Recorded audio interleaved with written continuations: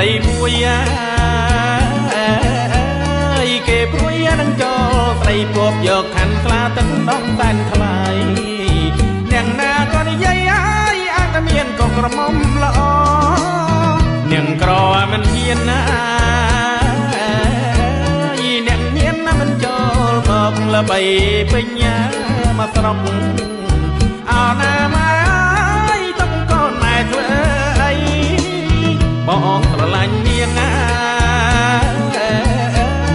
ថាវាក្រណាំងសពមើលថ្ងៃអាណិតខ្លួនណាយពេកក្រៃអោខ្លួនខ្ញុំម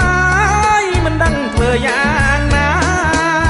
មើលឃើញតែប្រាក់រើពេកណាំងកូនប្រសាឲ្យតែមានប្រាក់ដុល្លារអោណាម៉ែគិតខំសង្ខាល្អអោណាម៉ែគិតខំសង្ខាល្អ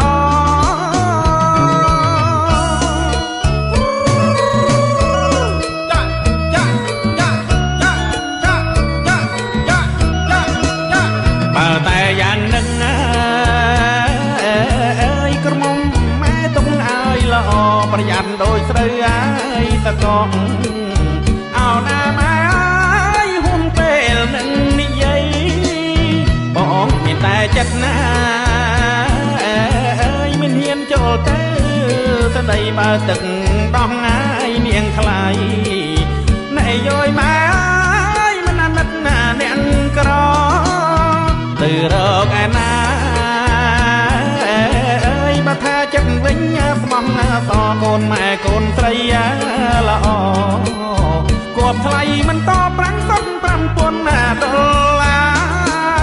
គប់ថ្លៃមិនតប្រាំងសុត$5000ដុល្លារ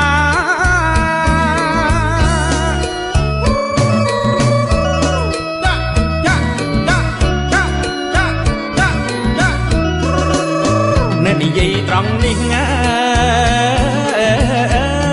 រកកលតែនឹងដាច់ណាទៅ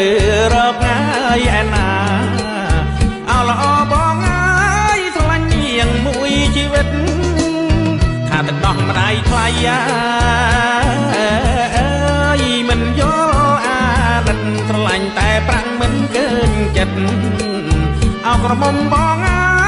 ថ្ងៃក្រោយខ្លាចនាងទឹកភ្នែកអោកូនម៉ែខ្លាចនាងជួតទឹក